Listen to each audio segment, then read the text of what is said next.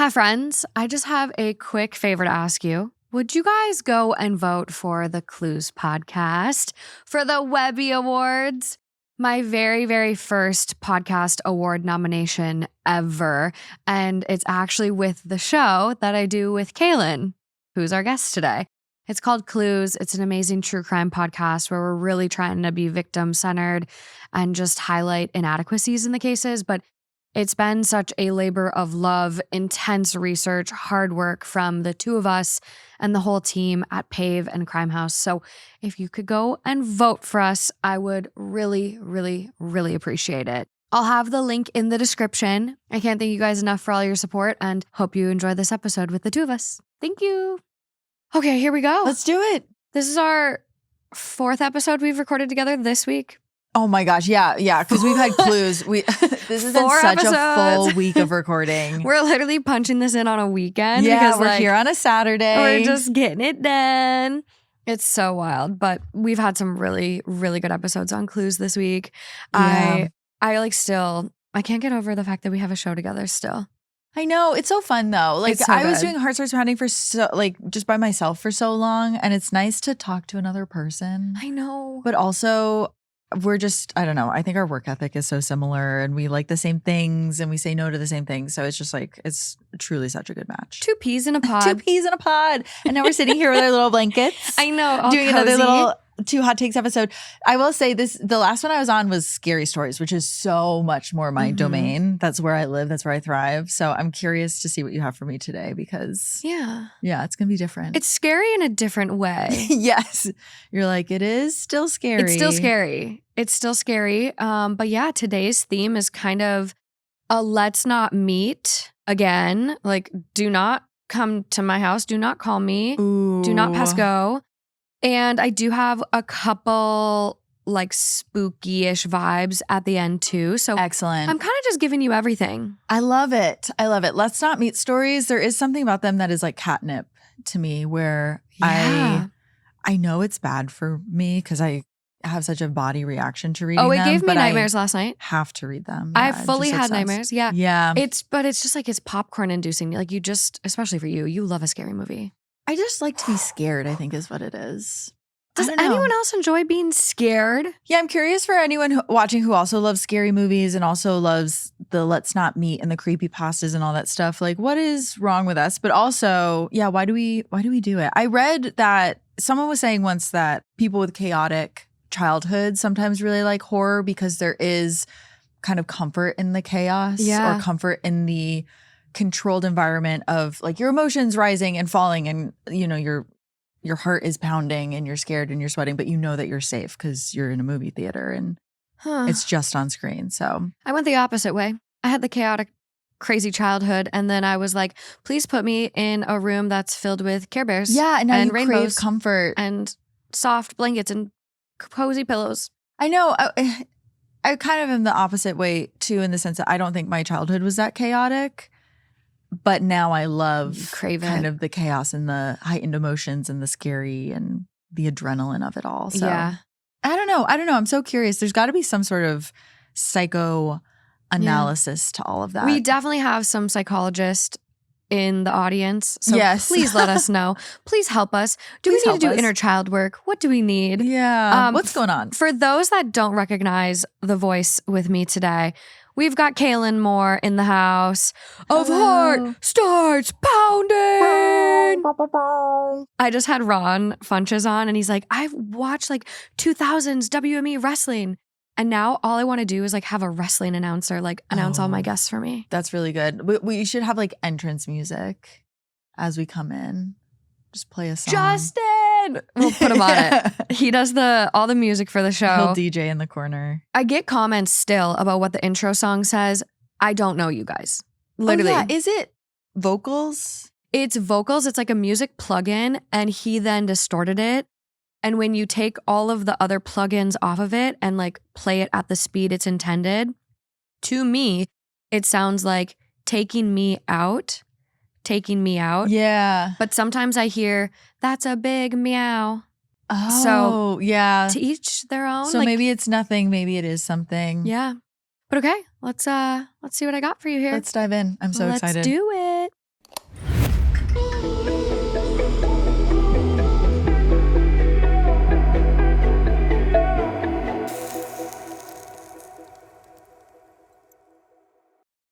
Okay, this first one coming from r/relationship advice. And I probably should preface this. Kaelyn is a new mom. I am. Literally just had a baby 9 weeks ago. It's insane. Recent. You shouldn't recent. even be working again. Why do we have you here? I know I did go back to work pretty fast afterwards, which I don't know if I would recommend to people to do. No, do not. We got to be like the Swedes, like where they just like. I know. They don't have work for a whole year. year off. Yeah, you Or really do need it. You I need think it to stay sane. Yeah. Oh, okay. So this one is just a couple of days old now. It's titled, My 25 female boyfriend, 25 male, kept staring at a woman while we were at our baby's checkup. Interesting. All right, continue. Instantly mad. Yeah. Hey guys, I want to start by apologizing for my English. It's my second language. I literally have no one to talk to about this, and I feel like I'm going insane for feeling this way about this. So me, 25 female, and boyfriend, 25 male, have been together for 2 years, and I'm currently pregnant with our first baby. I'm 27 weeks, and last Tuesday, I had my monthly appointment.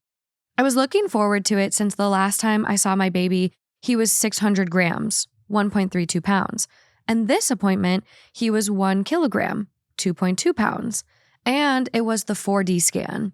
Anyways, I woke up early, cleaned the house a little, made breakfast, took a shower, and I got ready. I was super excited. I am currently still working, and I made this appointment so we could both be there because we're free. Fast forward, we got to the clinic, and I had to go in first as there was no parking spots available nearby, and I was afraid of being late. When I got seated, there was a woman in front of me who was very beautiful. She looked younger, in shape, short, dressed very nicely. After a few minutes, I see my boyfriend walking in, and he was barely looking at me. He was insistently looking at her while walking towards the seats. And after he got seated next to me, I could see him just staring at her. I felt sick, like he was comparing me to her. I felt so freaking large and huge and ugly beside her. It just ruined the moment and the appointment for me. And he is such a respectful guy. I've never seen him stare at a woman or say anything about a woman before. I swear to God, in that moment, I felt like he was just like the rest of men and there was nothing special about him anymore. And I feel so bad for feeling like this. He has all the rights to find other people attractive. But I felt like he betrayed me and our baby in that moment. I tried to brush it off that day because we also went to his parents' house to show them pictures with the baby. But when we got home, it was all I kept thinking about. I didn't talk to him about it because I know he will brush it off or say I'm exaggerating. But we also haven't been intimate in a couple of months now. It feels awkward because of the baby. So I kind of get it. He knows something is upsetting me because I've been distant, but he isn't pushing it further. And I don't think I can tell him what it is. I just feel so sad and pathetic for feeling this way, but it's just how I feel about it, and I don't know how to get over it, or if I should get over it. It isn't like I can escape him now. We got engaged last summer, and we bought an apartment together, and the baby was planned. Now I just feel like I've rushed into it. Has anyone ever gone through something similar?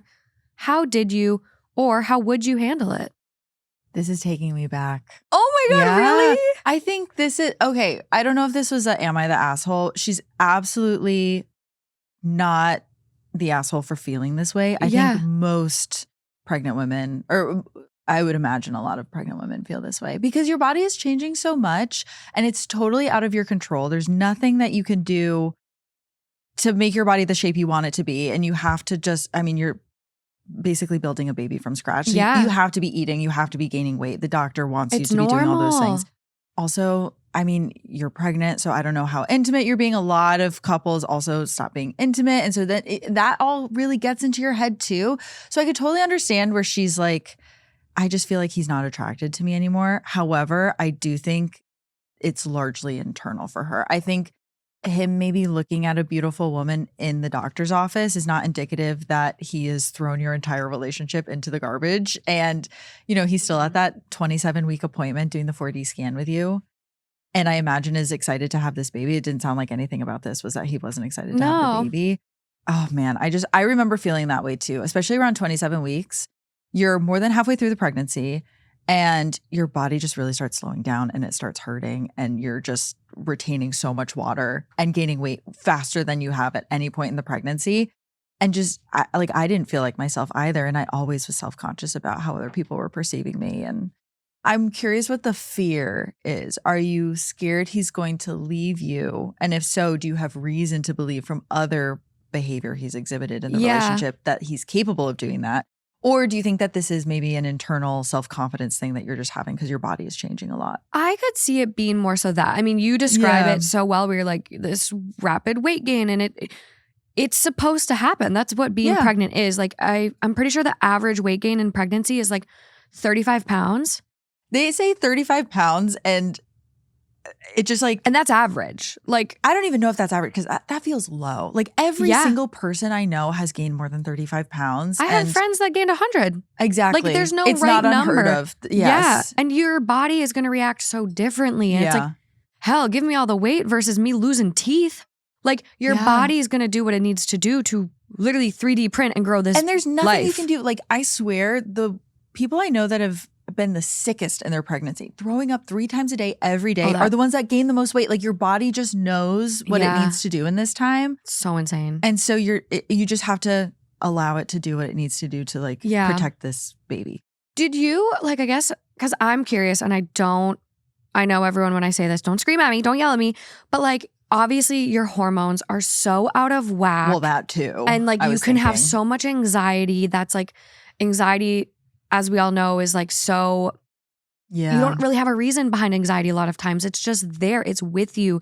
And it's making you think things that like aren't even real. Yeah, definitely. And so I'm kind of in this and I'm like, you know, maybe he peeked at her. Like, I don't know. I look at everyone in a waiting room, but like, are you kind of getting in your own head and creating something that like wasn't even there? Totally. And like he didn't notice her in the way that you feel he might have. Yeah, but it's something you're so self-conscious about that you're assuming the worst intentions. Yeah, and obviously I don't want to brush your feelings. Like, no, her feelings are so valid. Like, so valid. But I think I do this myself and I'm not pregnant. I create an issue out of something that like is not even an issue because I have so much anxiety around it. Yeah. So I think like best case forward, it's like, you gotta talk to him.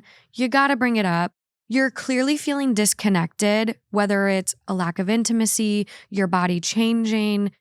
Talk to him. This is your partner. You're engaged. Yeah. You're having a baby. You gotta be able to have tough, uncomfortable conversations. No, definitely. I mean, where do you fall then as someone? I experience anxiety. You said you experience anxiety too. At what point, how do you navigate a conversation? I guess I'm just more curious from your perspective.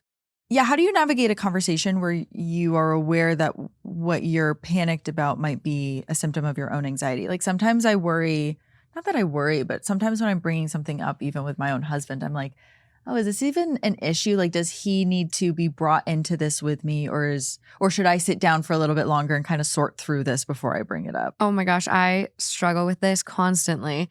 I sit with it a little bit, but I try to really then frame it like it is a me thing. And like, I stick to the I feels a lot. Yeah. I love an I feel. As the therapists do suggest. As they say. So I try to be like, you know, like if I was in this scenario, I'd be like, you know, I'm feeling a little insecure. I'm not feeling, you know, the most comfortable in my body. Obviously, I'm 27 weeks pregnant, but I'm feeling a little disconnected from you. And, you know, I'm worried that you don't find me beautiful anymore. And yeah, I'd love to find a way where we can like really connect. Yeah. Like I'm just feeling a little insecure. It's not about that other woman. Like it feels like it is, but it really is about you and the lack of connection between your partner. Yeah. She's just like you're mapping all of your worst insecurities onto her because she's pretty. It sounds like she's maybe not pregnant and not going through the same thing that you're going through. Or not showing yet. Or not showing yet. Something. And you're just like, I want to be her. Like I want to be able to walk around as like easily as she walks around and not be showing like she's not showing. And so I get that feeling too, definitely. And also like if you're at like a point in your pregnancy where it's like you're showing but not like, I feel like there's a point where it's like people are like, is she pregnant? Is she not pregnant? Like, what's going on? Yeah. And when you're in that stage, it's kind of like, it can be even more kind of like, well, what am I? Like, I don't look pregnant. But like, you're going to get to a point where a lot of people talk about this on Reddit where they're like, it was so nice not having to suck in anymore and I could wear that tight dress and it was clear I had a bump. And Totally. It kind of goes both ways because I think for me, there was also that like mental element of once people could tell I was pregnant, I knew how visual I was. I knew how much I was obvious to people. Yeah. And that too was also hard because I felt like I was able to hide it for a long time. I carried pretty small. What did it? And I got in my head about being like, I'm so tiny. And then finally one day they see you and they're like, oh, you're pregnant. And you're like, God, oh my gosh, like I can't hide from this anymore. You had a very unsolicited conversation in an elevator that I was like, damn, what did someone say to you in an elevator where they were like, yeah, I could tell in your face. Oh, yeah. I was like, dude. I know it was my neighbor. I know she's older. I know that she was trying to be so nice. The way she said it, she was like, your face had gained weight immediately. Thanks. I was like, oh, okay, cool. That's actually not something I was self-conscious about before, but now I'm going to spend all night thinking about that. Thanks. Thank you. And I don't know. I'm trying to like in my mind be like, where was the compliment that she was trying to hide in there? But there wasn't one. I don't think there was one. But yeah, so some people, I don't know. Some people also, I think, take pride in being like, oh, I could tell. I knew before anyone. I just didn't want to say anything. And that's not necessarily a helpful thing to say to people, you know? No. But this is something that I think probably a lot of people, even when you're not pregnant, I mean, our bodies change so much all the time. I've also gone through periods where I've just gained weight and then lost weight. And I don't know. I feel like this is something probably a lot of people can relate to of maybe just not feeling comfortable and also just worrying that your partner is feeling it too and is no longer attracted to you, which sucks. It's like it's the worst feeling. It would suck. And I'm looking at the top comment now. Yeah, I'm curious what people say about this. Yeah, and I'm going to go back and read the sentence over after I read this one just to like I'm like, did I miss something? I'm not sure. Yeah. So the top comment at this point, it's only got 137 upvotes. It's normal to notice another person is conventionally attractive. It's not normal to act like a slobbering dog and stare. How absolutely disrespectful. Yeah, I'm curious, was he being a slobbery dog about it and staring? Did I miss something? After a few minutes, I see my boyfriend walking in and he was barely looking at me. He was insistently looking at her while walking towards the seats. And after he got seated next to me, I could see him staring at her. Wait, okay. Also in my mind too, I'm like, did he recognize her? Like maybe he knew her. Did she look like someone he knew? I know. Because I've done that too where I'll like look at someone so much to be like, is that Kara? You know, like, so, you know, and it's actually not even related to slobbering over them. You're just trying to place them. Yeah. So actually, no, I am curious about that. If that's, I mean, I guess I'm assuming a lot of intentions on someone that I don't really know, but. I'm so curious. And obviously, like, this is what we've got. Yeah. So I'm just trying to also like, I feel like he loves you. Like you're engaged, you're having a baby. Like, yeah. So I'm like, I don't think he's got wandering eyes. Are there other comments? I'm curious what the general consensus is on this one. So next one down, only 50 upvotes right now. You really should talk to him now. If you plan on raising a kid with him and or marrying him, you're going to have to start the practice of uncomfortable conversations now. That for sure. Before baby's arrival. Yeah, 100%. A potential future you struggling with postpartum depression freshly after giving birth will not be properly up to the task, especially if you start hyper-focusing on this with PPD. The growing together part will always include uncomfortable, difficult, sometimes frustrating or infuriating conversations, along with communicating needs of emotional support, validation, and reassurance. You could be rushing into things here if you can't even talk to him. I think that's actually a really balanced comment. I like that I love one a it. lot. Yeah. Mic drop. Yeah. I like it. I'm like, okay. No, I think that's smart. It's just like you got to get used to having uncomfortable conversations. Like just get to the root of what's going on. Yeah. And a lot of people, I do feel bad. Like I think a lot of people then start kind of hounding on OP, which I don't think is fair at all. Like, yeah, it sounds like she's going through a lot. Yeah. And like people what are are they like, hounding her about? Like this comment says, it's insanity to have a baby with someone you can't actually talk to. Why can't you communicate how you're feeling? The relationship is doomed if you don't. They just kind of like go on a tirade, it seems like. Interesting. Yeah, I'm curious. I wonder if people in the comments here are going to agree with that too, because I know where she's coming from with the like feeling and maybe not wanting to bring it up because maybe you're Yeah. reckoning with, oh, is this all in my head? I know. OP does respond to that one. Thank you. I appreciate the time that you took to write this. I'll be honest. I'll have to leave it a couple of days to gather the courage for this type of conversation. Right now, I just cry thinking about it. And the person does respond to her. I think that's sensible. Get some emotional distance between what happened and how you feel about it. But don't wait too long. Otherwise, that will minimize and dilute the whole thing. I know it's hard, but you have to put some steel in your spine. We are treated the way we allow ourselves to be treated. That's one of the most important lessons I've learned in life. Well, I definitely agree with the we're treated the way we allow ourselves to be treated. Or I guess I hear what they're saying in that comment. Yeah. I know. We don't really have an update on this one. It's 9 days old now upon my refresh. OP just kind of says like, if I discuss it with him right now, I might cry and he wouldn't take me serious enough and would just brush it off as me being pregnant. Okay, actually that is a way bigger red flag in my opinion. That's a problem. That actually is a problem if you can't have tough conversations while pregnant because he just says, well, you're just pregnant. You're hormonal. I was like, I didn't even want to bring up hormones because I hate when people are like, you're just hormonal. Which is that's so not fair because you're still a real human being in those hormonal moments with real thoughts and feelings. And it almost like, did you feel like you still would have had those feelings, but then maybe the hormones were like just an amplifier of real feelings? 100%. Okay. 100%. Because I'm like, did you experience anything where you're like, oh my God, my hormones are so out of whack? Like more so after I gave birth, I would say even at 27 weeks, that's not even really when the hormones ramp up. I think if you're looking at the chart, and I think I started feeling more hormonal after 30 weeks. So this might not even really be hormone driven. Like this might just be her. Yeah, just how she's feeling in that moment. And it's not driven by like a big crash or something. Not that saying that it's not driven by her anxiety, but like this is still a very valid thing that she's feeling.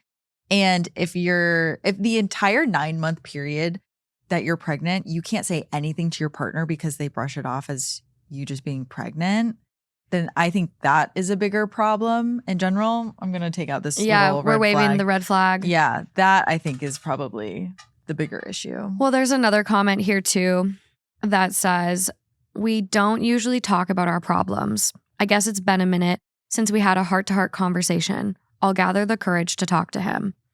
You got to talk about your problems. Well, yeah, and not to be, because I always hate when people are like, well, wait till the baby gets here. It's going to get worse. Things will be complicated in a different way after the baby gets here. I'll just say that. It's going to be a lot of new things that you're going through, things that you haven't experienced before. That is really the time where your communication has to be on lock. You have to. It's so important. I mean, you want to be with someone who understands you and gives you the time and hears your feelings and makes you feel validated. Like if every time I went to Justin and was just saying like, I feel sad that, you didn't come back home right away after work or like whatever problem I can come up with in my head. Like when I told him how I felt, I was met with, that's not real. I had to do this. Like excuses or like brushing off my feelings. I'm going to feel horrible in that relationship. Yeah. Like you have to open up. And this is still new. You guys have been together for only 2 years. Yeah. Like it took me 5 years to really be able to set good boundaries, and everyone goes on their own timeline, but now you're here, you're having a baby. Things will get harder. Get this going now. I would also add too, I mean, I could talk about all of this stuff forever. You know. I learned so much in the just from this experience, but pregnancy is inherently an imbalance of work in a relationship. One person is using all of their blood and bone and vitamins and minerals and everything in their body to build a human from scratch, and the other person just isn't doing that. And so you want to feel as like the pregnant part of the relationship that the other person is still putting in work in other ways to prove that just to balance out, whether it's that they're making more meals for you or that they're in charge of ordering all the whatever that you need or going out and running all the errands. The power balance just changes so much, or like the balance of work, I guess, changes so much. So I would be curious in this relationship if he's putting in the work, because if he also isn't having any tough conversations with you and you're the one carrying the child, changing your diet, changing everything about your life to like make sure that you are carrying this child, that is also a big problem. Huge. I completely agree. I'm so glad you said that, because if your partner is like not participating in any big way, like I personally would feel so much resentment. You just want to feel like they're working as hard as you're working, and every day feels like you ran a marathon. So the other person has to put in a lot of work. No, my nightmare. Not necessarily, but it is like incredibly exhausting to do. Your body's doing so much. It's doing so much. I just saw this TikTok from someone, and she was like, "How did I know I was pregnant?" And then if you swiped, it went to a video of her husband like throwing up. And I went down the rabbit hole thanks to the comments on that about, I'm probably going to butcher the pronunciation, but Cuvade syndrome or sympathetic pregnancy. Oh, interesting. And this is like a real phenomenon, apparently driven by hormonal changes and empathy that affects 10 to 65% of partners. And like literally people were commenting and they're like, yeah, my husband had morning sickness the whole time. I never had it once. The whole pregnancy. What? Like, I've not heard of this. Literally people were like, my husband got so bloated, he looked more pregnant than me. Wow. I've heard of like sympathy symptoms, I guess, from pregnancy, but I thought it was more just they're also moody and thinking that they're hormonal or something, but not the actual physical symptoms. No physical symptoms. Whoa. Nausea, vomiting, weight gain, fatigue, and a variety of others. I could not get over. I fell down that rabbit hole so hard. Whoa. So hard. That's really wild. So wild. But okay, moving on to this next one. Okay, this one is coming from r/dating advice. A couple days old, titled, "He said he gives his mom back rubs every night." Let's do it. So I went on a third date with a guy, male 29, and we were on the topic of me buying a home. He tells me that he has no desire to move out and lives with his mom. He smokes weed with her all the time and does bong rips with her on the weekend. He then tells me he pays little rent and it covers the groceries she buys him. And then he blurts out, "I give her back rubs every night." Is this something normal to say on a third date with pretty much no context? Just contextless. Just brings it up. No. Run.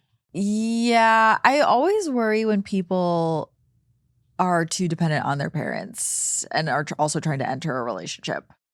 Like, are you just looking for another parent? Yeah. You know, like you have this really special mommy connection that is, you know, a boy mom thing, as they say now. But like, even aside from the back massages, just everything about that situation, just being that. We do bong rips on the weekend. I smoke weed with my mom every night. She doesn't make me pay rent, or she doesn't make me pay a lot of rent. I pay a little rent, but then she takes the money and buys my groceries. Yeah, no. Because they're going to want that from you. And he's 29. He's 29. 29? Pushing 30. It's time to go grocery shop yourself. It's time to grocery shop for There's yourself. no way he's doing his own laundry. No chance. I don't know. Did you ever date anyone like that? No. I'm trying to think.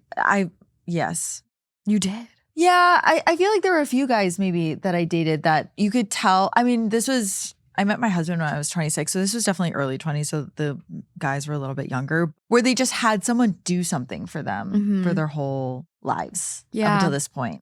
Like a place you could drive and your laundry would get done. Like you could take your laundry to your mom's house and she would just do it for you and fold it.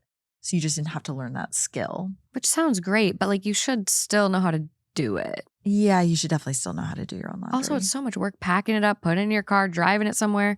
I know. When you could just do it yourself. I know. Yeah. Yeah. Unfortunately, I mean, it's like Sabrina Carpenter's entire repertoire, right? That's like what she sings about in all of her songs. I think everyone's like experienced people like this. Yeah. What did the comment say? Top comment, guy here, not normal. Kinda Norman Bates-esque. Yeah, it is. Next comment down, why'd you have to say that? Now I just imagined this dude lighting up with the corpse of his mother and then giving it a back rub. Yeah, it is that like obsessive. Yeah. Someone goes, giving a family member a back rub doesn't mean a psychotic abusive relationship is at hand. Once again, I have to ask, what the fuck is wrong with people on this sub? I mean, I still have my mom, like, if I go home and visit and I'm like sitting on the couch watching a movie with my mom, I'm kind of like, can you rub my feet? Yeah, or like scratch my scalp. Yeah. Can like, you just play with my hair? I'm like, that's fine. But like, I feel like giving your mom a back rub every night, like if Justin did that, I would find it weird. Yeah, I think so too. I think so too. Mm-mm. Yeah. Again, it's not even just like the back rub. Who knows if there's anything like inherently weird about that, like with their relationship, but just everything about how close he is to his mother at 29 years old and not wanting to, because He never wants to move out. Yeah, that's the thing. Never? Like never wanting to move on with your life, because obviously you can't be in a relationship with someone like that. Like if someone tells you, I can't ever move out of my mom's house because I just enjoy living with her, you're not gonna marry that person. You're not gonna have kids with that person. What are you gonna do? So I'd say I'm glad that he brought that up that early, 3 dates in, so at least you know and you can run. And you can run. But I would say that's the only option here is to run. Yeah. Never meet again. Bye.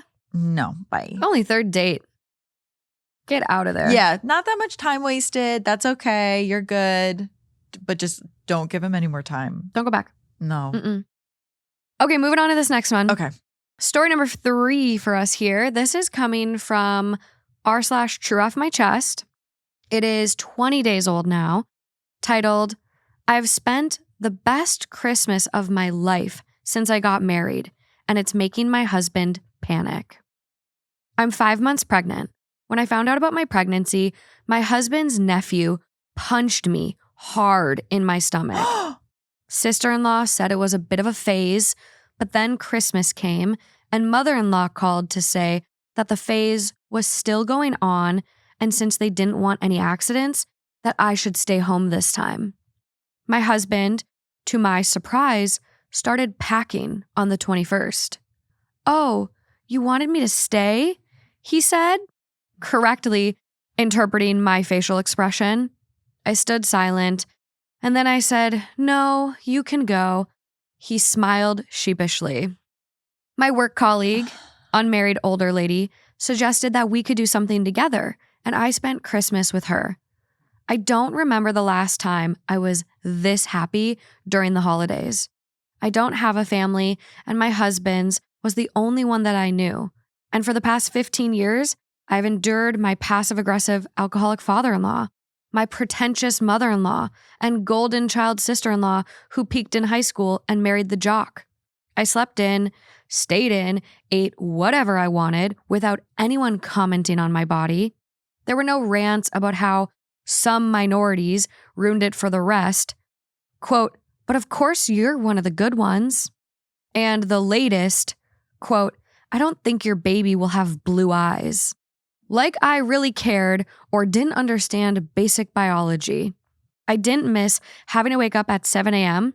And if you literally missed meal hours, you needed to wait for the next meal because it is disrespectful not to be on time. I didn't miss being forced to cook weird food from my home country so they can sniff and wrinkle their noses and call it interesting. Most of all, I didn't have my husband by my side being anxious the entire stay, not wanting to rock the boat, trying to soften the blows and explain that they didn't really mean any of it. When he got home, he was anxious, and me being very happy, as opposed to the usual crying all the way home from his parents, made him even more anxious. I told him that I was fine and that I had a great time. He's panicking. He apologized and said that in hindsight, maybe he should have stayed home with me instead, but then he wouldn't have celebrated Christmas with his family, and they would definitely have been disappointed. I said nothing, just looked at his anxious face, probably with a frown that made him even more anxious. Everything is fine, I said again. Now, I guess I understand why he is panicking, because why have I let this go on for so long? My colleague is also a lonely woman with no family, but she is so much happier than I have been in many years. I have been thinking about this newfound freedom in loneliness since Christmas, and I guess my husband is sensing it. Whoa. What a nightmare. What a nightmare family to have to deal with that for 15 years. Oh my God.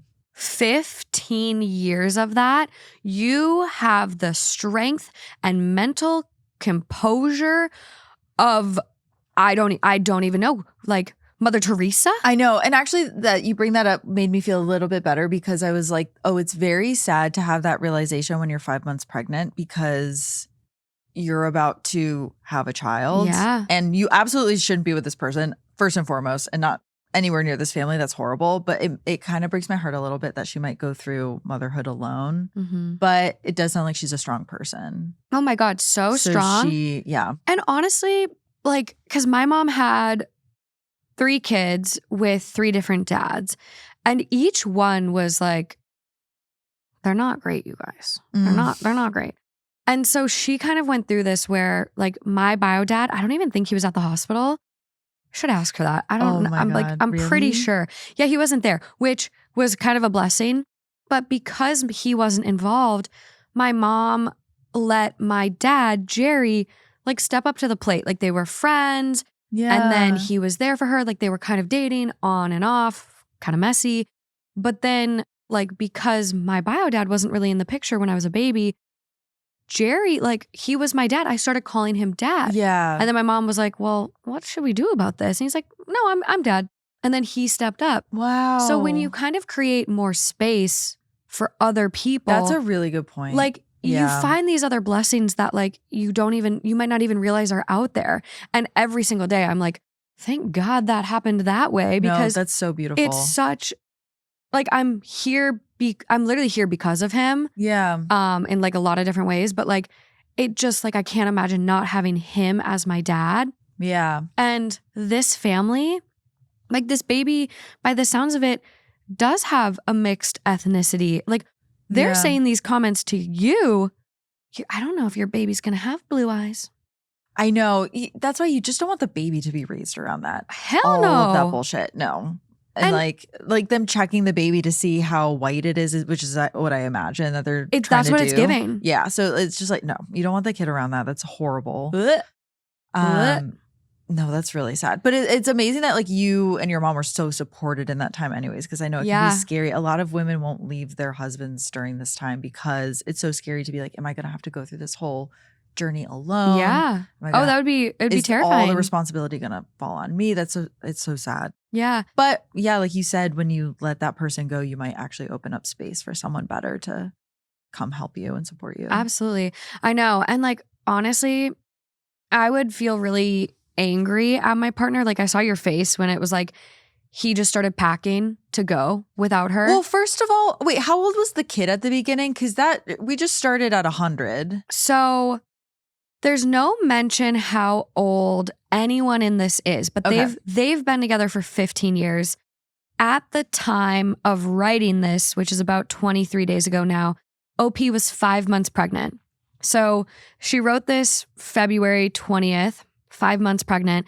So at Christmas time would have been about 3 months pregnant. 3 months pregnant. And when she announced that she was pregnant, the nephew punched her. Nephew punched me hard in the stomach. The fact that you weren't supported by your partner during that, he didn't cut off contact with everyone that was not appalled by that. Also, and they said it was a phase? It's a phase. How old? We don't know how old this nephew is.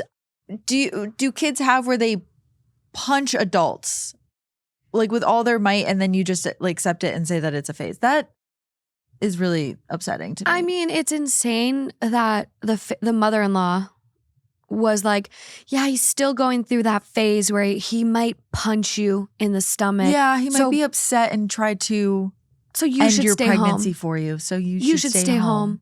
Not, we'll have her over in the morning and then you guys can come in the afternoon. Not like, oh, we'll split time, or hey, daughter, love you, but maybe you celebrate just your family. Yeah, your punching child can't come to my house. What about that? Or even easier, hubby, you stay home. I'm your family. Am I not your family? No, I'm your family. And also like we're about to have a child together and that's your family. And if you can't even stay home for this, like what's going to happen? Like what? In the future? No, that's horrible. The fact that he said he apologized and he should have maybe stayed home in hindsight, but then he would not have celebrated Christmas with his family and they would have definitely been disappointed. Who cares? No, I'm your family. Like, that's the thing that, like, you would have celebrated with your family because you would have been home with your wife, with your pregnant wife. What am I? Who is your family? What am I? Chopped liver. Like, that's insane. What am I? I'm trying to look and see if there's any other comments. Yeah, I'm like, what are the people saying? OP. Or what's OP saying? I know. Couple comments from OP. I know for a fact I'm never spending another Christmas with them ever again. At least not like my husband wants, which is basically the 21st/22nd through the 29th. He was gone for a week? A week? When you're 3 months pregnant, he takes off for a week to spend time with his family. No. Nephew is 6 years old. It's definitely like the adults are all also at fault too for not 6. trying to correct that behavior. There's a comment here that's just so sad. OP says, I'm more lonely when I'm with his family than alone. I bet. I rarely feel lonely when I'm alone. Then I think you're going to be better off alone. I think you're going to have a really much better time just being alone, like actually alone. OP says, I will admit I've never been good with talking about feelings, but I need to be better with my baby on the way. Yeah. And that's like literally the first story too. It's like, you just gotta talk about how you feel. I know. I know. You're never going to trust your child if they go over to that family's house, because if the 6-year-old already punched you, I would always be paranoid that the 6-year-old was going to really, really hurt my baby. Yeah. And I would never, ever want my kid alone. But it sounds like the whole family's prioritizing that kid. There is a comment here, and it's only got 12 upvotes, but OP does respond to it. Your husband seems traumatized by his own family, constantly anxious to be put in the middle and having difficulties navigating the situation and being fully on your side. Was he the mediator of the family? Does he show people-pleasing tendencies? I think he is very scared you will leave him, and you are probably the only good thing he has. The others are his toxic family that he cannot shake. You guys should talk openly.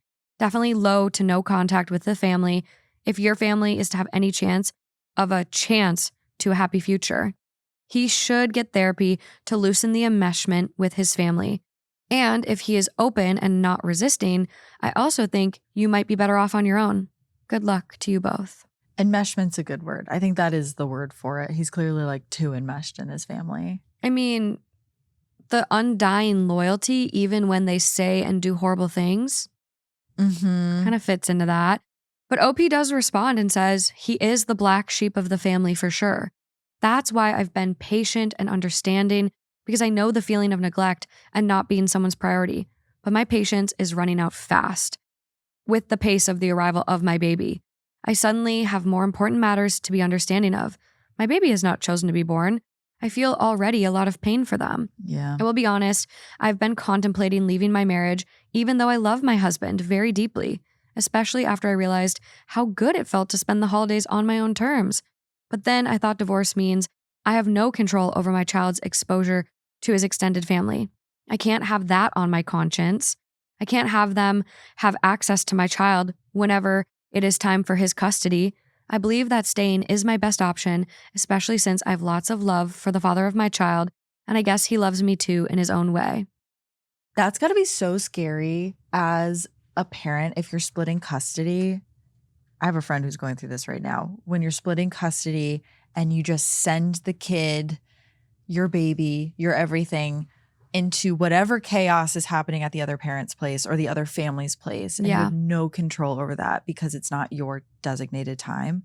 So I feel like I do understand that thought process of her of like, well, I don't want to drop my child off at this family's and they can just say whatever or do whatever, or that 6-year-old can just be around punching him. Like, yeah, that is also really horrifying and really scary. And it's a very real fear. It happens. It does. Like, I went through it. I'd get dropped off at my bio-dad's place and alcohol was involved and I'd get screamed at, like chased, like, Jerry's not your real dad. Like, I mean, I like feel like I'm like, I relate so much. So it's like, that is absolutely a real valid fear, 100%. And I think it is a lot of times why people are like, you know, I'm in this until my kid's 18. And then after that, they're an adult. They choose where they live and who they can see. And but maybe I have more control if we're together because Yeah. then I can be the one with the final say. But if we're apart and I just send them with how often were you at your bio dad's? It kind of depended. Like early on, my mom would really like try to make it work and like wanted me to have a relationship. Yeah. And so he was close when I was a baby and then moved further away as I was like 5 to 10. And so I'd go do weekends down there, and it just got to a point where it's like I would cry every time I had to go. I didn't want to go. I was stressed. It was just like horrible. So then she was like, didn't force it. And then it was like birthdays and Christmas, it was great. Yeah. Going through high school, like I think I had like a big abandonment wound and like a lot of issues. And then like I had a little sister and I was like, why is he a good dad for her and not for me? So like you're still a kid. You'll still go through those very normal things. But in the long term, now 2020, like being past it and having all this hindsight, I'm like so thankful that it did go the way it did versus 50-50 split custody. Yeah. Yeah. How long do you think it took you to kind of come to terms with the way that it all went down? I honestly don't think I did until like recent years. Like maybe I'd be curious to like listen to old episodes of me talking about stuff on the podcast and like what like angle I take to address similar stories that I can relate to. But I honestly think, especially in the past like 3 years and like when I was wedding planning and like realizing like something big, like who do I want to walk me down the aisle and who deserves that honor? And like, I would say honestly, like that really helped kind of facilitate a lot of thought and like processing of things too. Yeah. Yeah. But yeah, recent years, at least in the last 5. It's so, and I'm 32. Like, I know. I mean, the shit sticks with you. It's definitely something I think about a lot now having a kid is, oh my gosh, these things really do stick with people their entire lives. Yeah. And it's just like, it's so crazy. It's like, and what you remember too, based on like the stress of a moment or how crazy it was. And it's like, oh, I had to remember that, but I don't remember getting in my puppy. Like, you know what I mean? Don't they say that too about like most things in life? You remember the most stressful or like the most emotional parts. That's kind of when your brain locks in and forms core memories. So it's unfortunate that the more stressful things are the ones that form us as people than maybe the more happy ones. I know. Yeah. It's crazy. Wow. But wouldn't change a thing.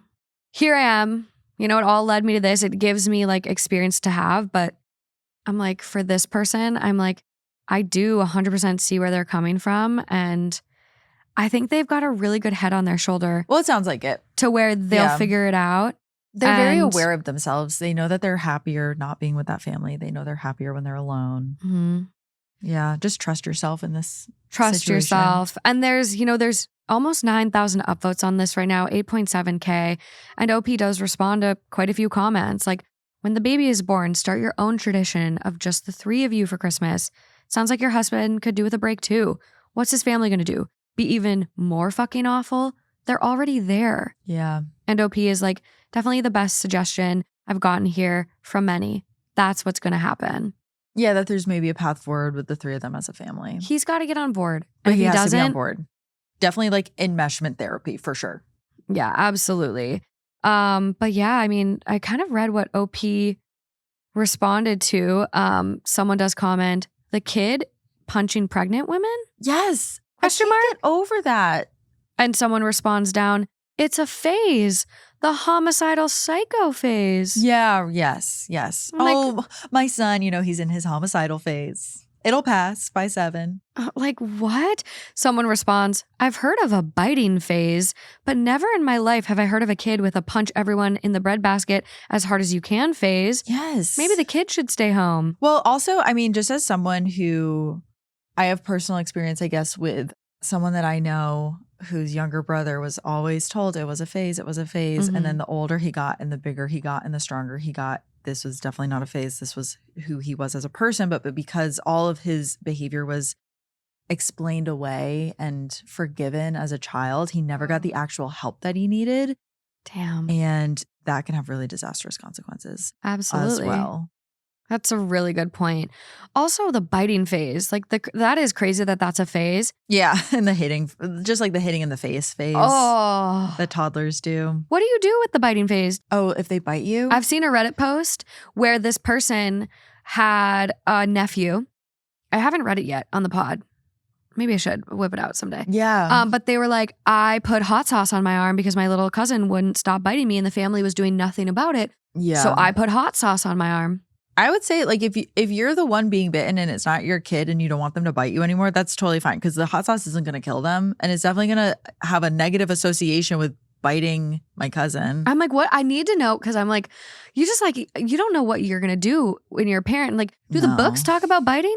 Do they talk about the biting? The books talk about... Do they get there? We read a lot of books. They kind of do. I guess they talk about ways to discipline your children. Okay. And they all say something different. I know. It's so impossible and to know what the right thing to do. Crazy too. Like, I'm just going to... When we get to that phase, because my baby's 9 weeks old, so he doesn't do anything he's a and little marshmallow. can't be disciplined because babies No. don't understand anything and they're perfect. They're so cute. But... I'm just going to have to read a bunch of studies and be like, what is actually effective? What's the least damaging? What is the least damaging, most effective I know. way to deal with this in a way that also like nips the behavior? Yeah. But, It's something me and my older brother have talked about a lot because like we grew up with a style of discipline that is frowned upon these days. Of course. I think a lot of people have that experience. We got spanked.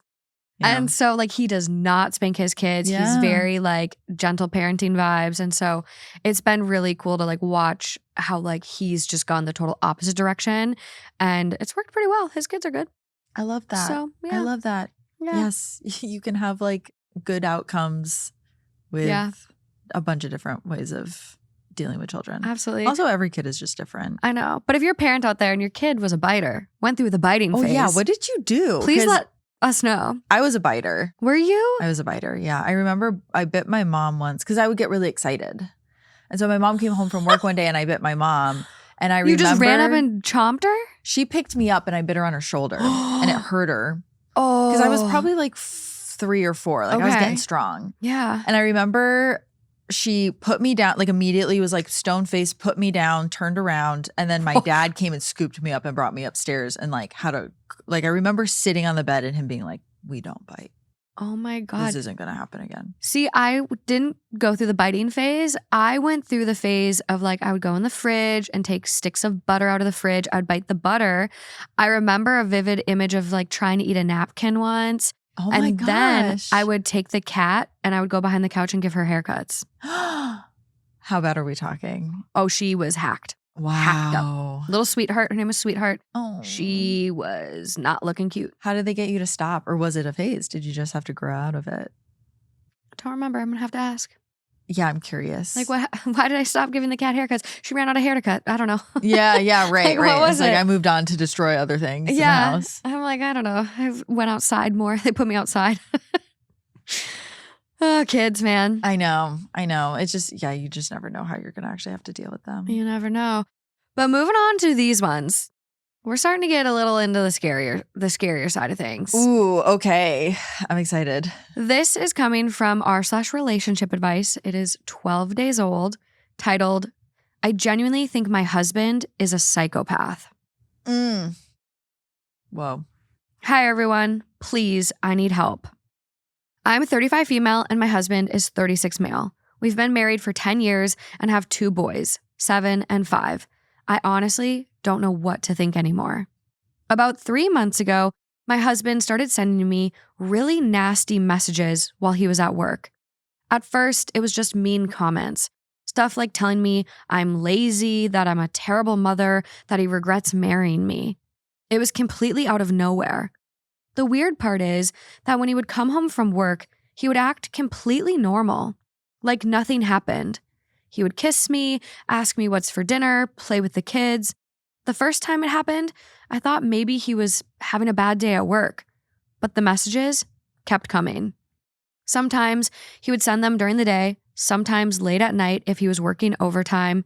They got worse too, saying things like I'm useless, that I'm lucky he hasn't left me yet, that no one else would want me.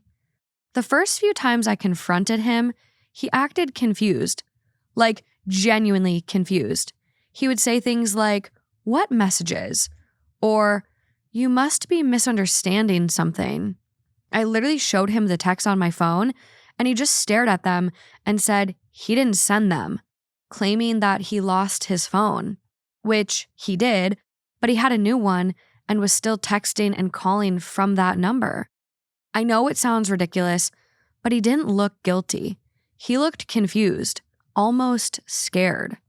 I thought maybe he was gaslighting me, but it was such a weird way to do it because he never got angry in person. Finally, about a month ago, I snapped. I showed him a bunch of the messages at once and told him I couldn't keep living like this. I told him if he hated me so much, he should just say it to my face. He kept insisting he didn't send them and said maybe that someone was messing with us. At that point, I was done.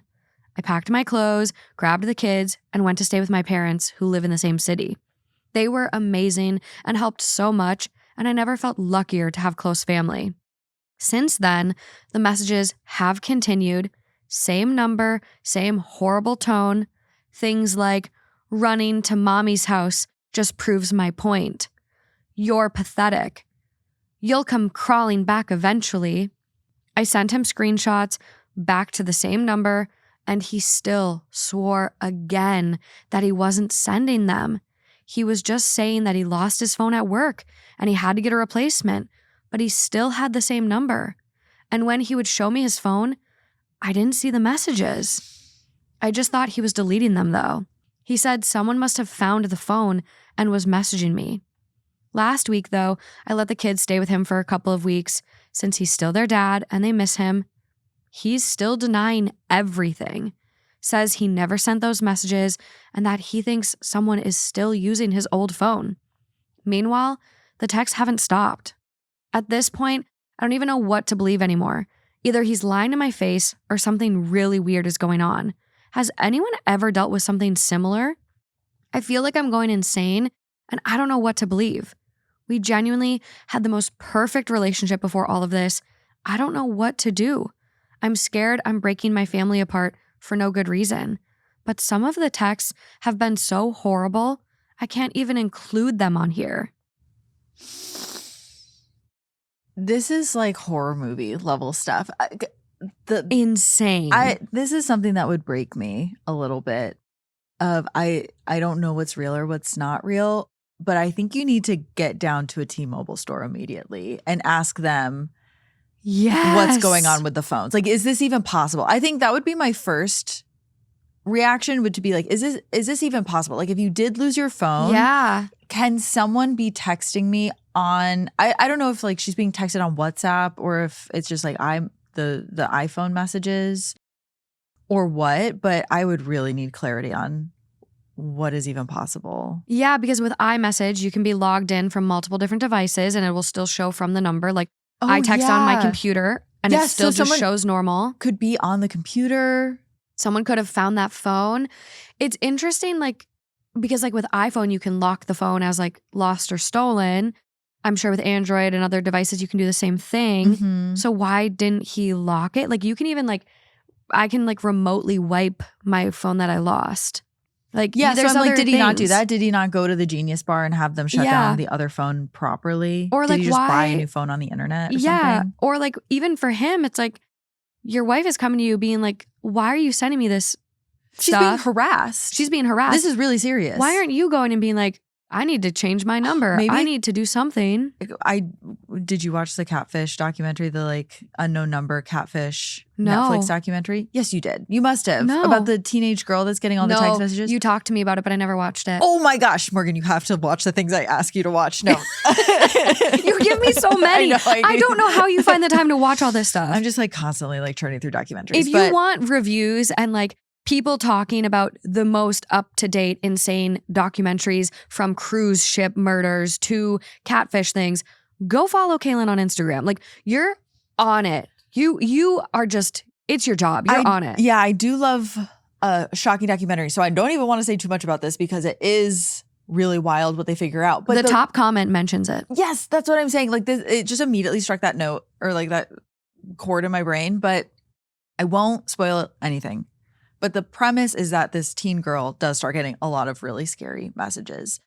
And everyone in her life is really trying to figure out what's going on. But the fact that the husband is just like, I don't know, it wasn't me, and then kind of ignores it is also concerning to me because this is real harassment. Clearly, she's feeling like she's going insane or she doesn't know what to trust. That can really, really psychologically damage a person. And also, she left the house to go stay at her sister's. With her parents. With her Yeah, parents. family. So like, as a partner and someone's going through that, if that truly is not you and someone's using your identity to send these hateful messages to your wife, like you gotta help her figure it out. Like, I would want to clear my name. I know, exactly. Which kind of makes me wonder if he is doing it. That's why I'm like, what the, like, I would want to clear my name. Like, this is not me. Like, if someone was sending crazy stuff to anyone, my partner, my friends, I would do anything. I would change my number despite having it since like the 5th grade. I would go nuts. But if it is him, because have you dealt with stories like this before? I feel like you're kind of more wrapped up in like the psychology of people. But no, someone who is, I don't know, playing the good guy at home and then going to work and texting horrible things to his own wife, deleting the messages off his phone so he can come back and be like, see, it wasn't me. That's some sort of abusive control situation.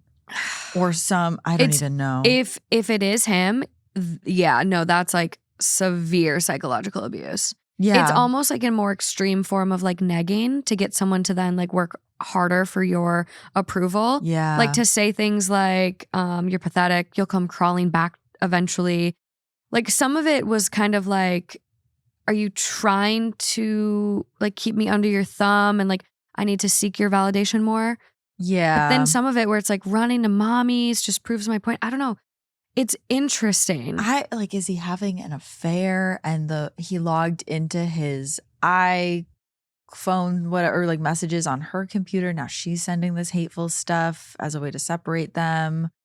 Or is he trying to like push her to divorce him? Or is it some sort of, like you were saying, negging where I want you to stay with me, but I want you to really fight for my affection. So I'm like planting the seed of doubt. What do you think? What does your gut say if it's him or if it's someone else? I can't really tell you my gut because we get an update. Okay. And I already so know what excited. happens. Oh so my I've been trying to like, I'm like, I can't ruin it. Okay. I will say I'm going to read the top comment after the update, and it does give a spoiler for that doc, but I will make a very clear spoiler warning so you can skip. But okay, let's get in to the update. I did a lot more research, and some comments helped me investigate. I think I know how the messages are happening from multiple devices. Because we message using WhatsApp, after doing some research, it does allow for multiple devices to be connected to the same account. So it is possible someone else could be doing it from his lost phone. But overnight, the messages didn't slow down. They actually got worse. They weren't just insults anymore. Some of them started to feel like threats. I was terrified. Things about how I would regret leaving, and some a lot worse. I barely slept last night because of it. At one point, late last night, I finally texted back. And I said that if the messages didn't stop, I was going to the police. I know a lot of people said not to do this, but I couldn't take it anymore. And I knew that whether it was my husband or not, the person doing this would at least see it. I know I made a lot of people angry, that I just couldn't make up my mind on what to do. But here's your reminder. This is my husband, the man I loved unconditionally for over 10 years. Dumping him and blocking him out of nowhere isn't an option. We built a family and a life together. My life isn't a movie. I can't just cut the last 10 years out, like many of you insinuated, as well as calling me a liar, an attention seeker, and pointing out every mistake I made. I know I posted online for help, and I need to accept some hate, but I fear sometimes people on Reddit can just go too far, and I really saw that over the last day. Please think of the harm you cause when you leave a comment. This isn't just social media, it's my current real life. And I know many of you that wrote these probably wouldn't say it to my face. Now, the messages didn't stop. If anything, they got more aggressive. At that point, I was convinced it had to be him. And I decided to be true to my word, and I actually went to the police station. I saw some comments about being able to track a device to a small location, and you can ask for that if you have the information about the phone, which I got from my husband, and are on the phone plan, which I am on. The worst thing about all of this is that me contacting him about the kids and any information also went to whoever was sending the horrible messages. I was terrified about putting them in danger and maybe making who was doing this more angry, so I knew it was urgent to get help. At the station, they were able to track the missing phone. I claimed it was just lost because at the time, I didn't know if I was going to file charges. Because it was my husband's phone, they actually gave me the location, and the officer who helped was very nice. The address was very familiar and quite close to our house. So I decided to drive past to see where it was from. Turns out I had been to one of my husband's workplace parties there, and the coworker that lives there, I'm actually quite close to. I was angry and honestly just exhausted from it all. The kids were with him, so I went over early to pick them up before he expected me. My mom came with me because I didn't want to go alone. She took the boys so I could talk to him privately. I told him I knew one of his coworkers had his old phone and how I was disgusted that she was ever someone I considered a friend. By this point, I was absolutely breaking down. When I told him this, he just looked shocked. So I asked, why was his phone at her house? Yeah. And how did she know your password? He just said maybe she took it from work, and I don't know how she knew. But after reading some comments, I was done with these playing it down excuses. The answer didn't sit right with me at all. Something about the whole situation felt off. The messages had been too personal. Whoever was sending them knew things that only someone very close to us would have known. So I pushed harder. It turns out the coworker, 30 female, wasn't just a coworker. There it is.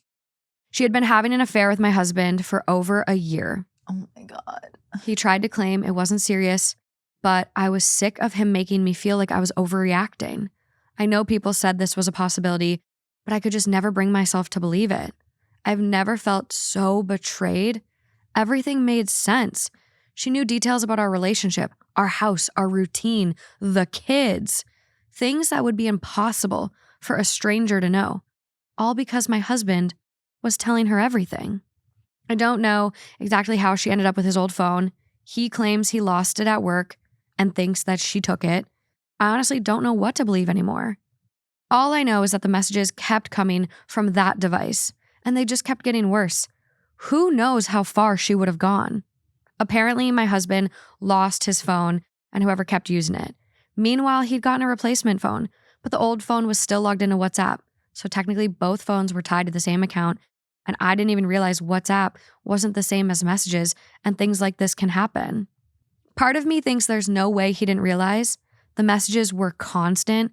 It's hard for me to believe he was completely unaware of what she was doing. Maybe I'm wrong, but trust in him is completely gone. At this point, I've officially decided to start the process for filing for divorce. This isn't the man I thought I married, and after everything that's happened, I don't feel safe around him anymore. For now, I'm staying with my parents with the kids. I don't trust him around them right now, and he has seemed accepting over this because of the affair, and he still has to work. The fact that someone who smiled in my face, sat in our home, and acted like my friend was secretly involved with my husband for over a year and then spent time tormenting me, pretending to be him, is honestly one of the most disturbing things I've ever experienced, and I still can't even wrap my head around it. I still have this horrible feeling that there's more to the story than either of them is admitting. All I know is that I've lost all trust for him, and no amount of counseling could change that. We are done. Thank you all so much for the help. I'm genuinely scared what I would have done if I didn't reach out because I never expected this from him. I don't know if there will be another update. I have a lot of recovering to do. I feel like I just lost over 10 years of my life to a lie of a man, and I need to get used to the idea of starting fresh. I'm so grateful to have my family, and knowing they will be here to support me and the boys through this is the only thing that brings me comfort. There's obviously still a lot more I have to sort out, but I'm safe now. I just want to put the safety of me and the boys first. This will be my final update. Thank you all so much. I had a feeling it was something like How that. did you know? I don't know. I just watched the wheels turn and you literally clocked it to a T. Yeah, well, I was like, who would be sending those kinds of messages? Well, there is that one true crime case, and I'm going to absolutely butcher it. But I can Google. do you know which one I'm talking about? What is it about? Oh my gosh, let me describe it to you. My brain doesn't work anymore since I had a child. But one woman was getting really hateful messages, and I believe that, oh my gosh, he was like a cop, and he was dating two women, and one of them killed the other one.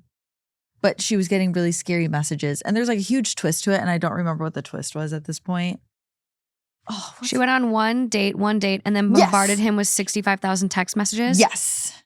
You think you've had a bad date? I'm pretty sure it went nothing like this. A Phoenix man went on one date with a woman he met online. Didn't go well. Not only was there a threat, but she blocked him. 65,000 text messages. Yes. Insane. Yes. And so basically I was just trying to think of like who would have been sending those kinds of messages if it wasn't him. Yeah. And it would be someone who didn't want them together. And I think the most obvious person is an affair partner. Well, it's interesting too because she tried to make it look like it was still potentially him. Yeah. Which is kind of like, as an affair partner, all she had to do is tell her, hey, your husband's having an affair for a year with me. And she probably still would have been done. Yeah. But the fact that she did it this way, it's almost like she did it this way because maybe she knew he was too dumb to figure it out or do anything to stop it. But then it's like, well, he wouldn't be mad at me because she left you because she thought you were sending these messages. It's almost like that plausible deniability in it all, where it's like, well, you still love me, right? Or I wonder if she was afraid that even if she told the wife, hey, your husband's having an affair with me, well, yeah, then the husband would be mad at her and maybe would break things off with her. Like, why did you implode my entire life over this affair we've been having?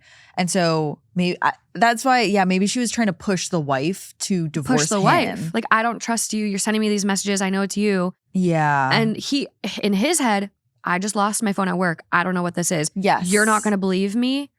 Well, fine. Doesn't matter. I got this other woman. Yeah, we can get divorced and I can actually go start a life with this other woman is probably what that woman was thinking. I think that's exactly what she was thinking. Yeah. Diabolical. So diabolical. Diabolical. So now that woman, I wonder if that woman's going to get what she wants though, because the original wife is now filing for divorce. Done.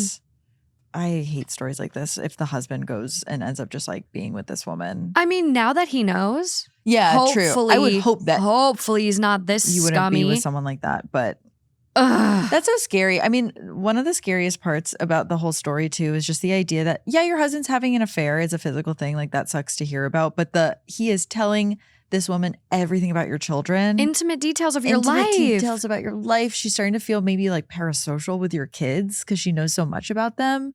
Oh, no, she's probably seen your kids and planning how she's going to be their new mommy. Oh, that just makes my blood boil. That is such a violation. All of it's a violation, but there's something specifically about that of like, all of these intimate details about my life now. It makes me sick. It's really, really upsetting. It's crazy. I'm glad she went and talked to a professional on how phones work though, because you're just going to keep getting lied to. And I know. You have to go actually figure out how the phones work. Well, and iPhones can do that too. Like you can be logged in on multiple devices. I've had multiple phones, like because I had a THT iPhone and then like my phone. You can be logged in on multiple devices. Like it's a common thing, but WhatsApp it's interesting. It's so, I'm so glad she went in and talked to the police. Have you ever had anyone like get your number or anything, or just, I don't know, text pretending to be someone else? Because I get a lot of scam texts now, just like, this is the post office. Please pay for a package. Hi, this is Veronica. Nice meeting you the other day. I get that type of message a lot. Toll roads, the toll road scam. What's that one? Oh, they'll tell you have an unpaid toll. Oh. And I'm like, no, I don't. I have a fast pass, bitch. Yeah, but they just assume people are going to click that link and you can't click any links. And then you get fished. Yeah. It's crazy. Yeah. It's I just hate too this one. easy these days. It is. It's really scary. Everyone needs to start talking about the scams though. So if we talk about the scams and what to look out for, then we know more about the scams and don't fall for them. Yeah, I got scam insurance. This was back because I left a job in California. We have Cobra. So Cobra reaches out to you once you lose a job, leave a job, whatever, to extend your insurance.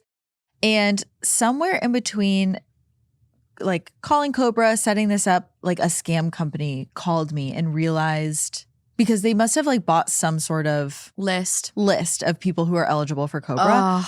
And I didn't even realize, because you're just talking on the phone so much and like numbers are calling you and they're saying they're from Cobra. So this one number had slipped in the middle of me processing my insurance, or like I guess in between calls or something. They called me. I signed up for the insurance with them. And it was so fast and I felt like such an idiot. I was like, how could I not have caught this? And I called when I finally was getting real insurance. I called Blue Shield and I told them what happened. I was like, I got scammed. And the guy working there was like, I just started at this job and actually I just got scammed even applying for jobs. He's like, I feel you so much on this. Like, don't worry about it. You're not an idiot. Oh my God. First of all, with insurance, we get a lot of people calling saying they got scammed. But he was like, I fully like interviewed online with a scam company. They gave me a scam job and I sent them my information and they stole like $1,000 from me.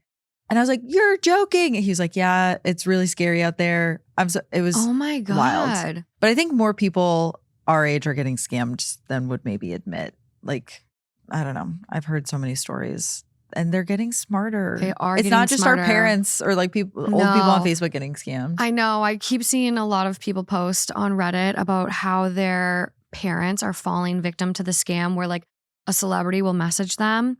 Oh, my mom has a friend that's out $10,000 because she's in a relationship with Johnny Depp online. Yeah.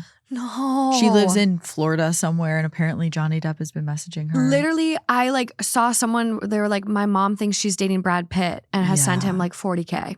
Why is Brad Pitt asking you for money? The same way that like when we were little, our parents would say like adults never ask kids for directions. That's not, I'm like, celebrities don't ask moms in the middle of Florida for money. $40,000. Why? Like, come on. I know. But and like you can talk to your parents. Like the one person on the subreddit was like, my mom is very aware. She like knows about all these other scams and blah, blah, blah, blah. But yet like she genuinely believes this. And I'm like, have you had to have like the AI conversation with I'll get like TikToks from my mom that are clearly AI. And I tell her like, hey, just so you know, this isn't a real video. This is an AI little girl. And she goes, you're taking the fun out of it. No. She's mad at me for telling her it's AI. It honestly, I just saw a video where people are like, AI is going to actually make people not want to be online anymore because it's you don't know what to believe and a lot of it's garbage. Mm-hmm. And so I'm like, I'm kind of excited about that potential because whatever. A return to the earth, a return to grass a little bit. Yeah. But like for me, like it's so hard to decipher. Like even me, I'm online a lot. Like that one bunny video with the bunnies bouncing on the trampoline. Did it get you? It got me. Yeah. A lot of them do. And it's scary. And so I even think like it's ridiculous. Like I saw this one person, it was like a TikTok sponsored ad. And they were like, this isn't even me recording a podcast. It's actually AI. And I'm like, why? Why would you put why? You putting yourself out of a job? What are you doing? What are you doing? Rest assured, I will never replicate or duplicate myself using technology. I'm always sitting in this chair.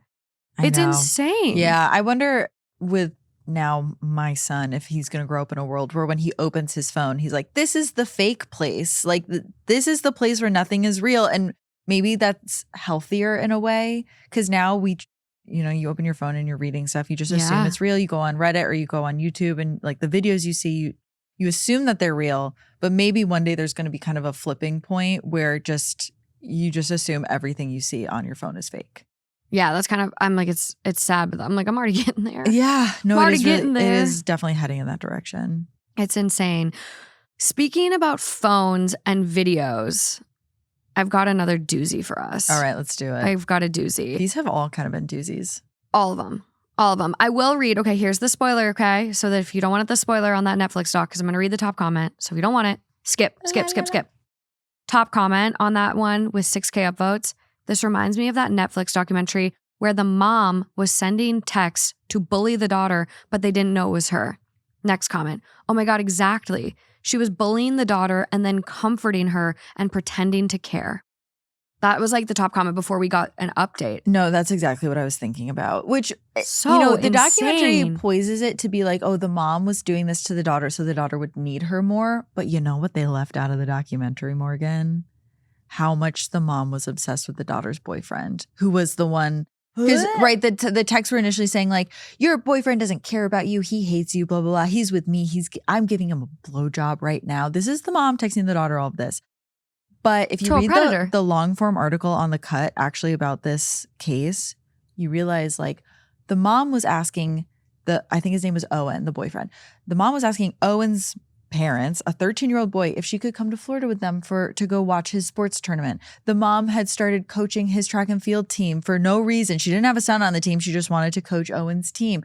The mom was like constantly trying to put herself closer to this. They didn't mention any of that in the 13-year-old doc? boy. They talk about it in the doc, but they briefly mention it in the doc, but there's a moment where they interview Owen's mom, and Owen's mom says something like, I always felt like Kendra was too obsessed with my son. And then they don't really follow that path a whole lot.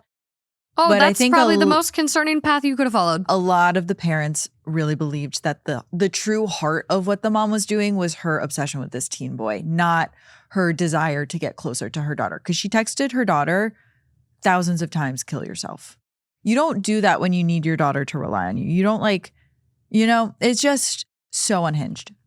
I hope she like emancipated herself and like does not talk to her mom anymore. It's sad in the documentary you really see the daughter get closer to her mom after that, because I mean she's 17 years old by the end of the by the end of this all coming out. And what do you do when it's your parent and you've been lied to and you don't even know what's real and what's not? And I don't know if things have changed because the daughter's even older now. Yeah, so like hopefully she like, I mean, you would need some insane therapy after that. So oh my God, absolutely. Hopefully she is following that and getting therapy. And yeah.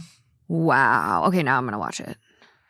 Now you've got me convinced. You now. have to. I mean, even though you know the spoiler now, it's still worth it. No, I think it's to insane. see that type of dynamic. I just want to out. see how she like tries to like genuinely be like, I was doing it because I wanted to be. I want to see it.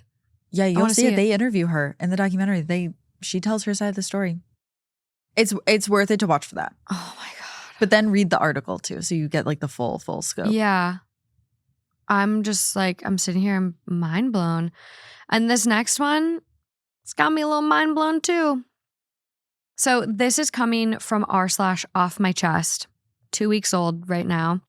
And it's titled, I sent a video that ruined my husband's life in college.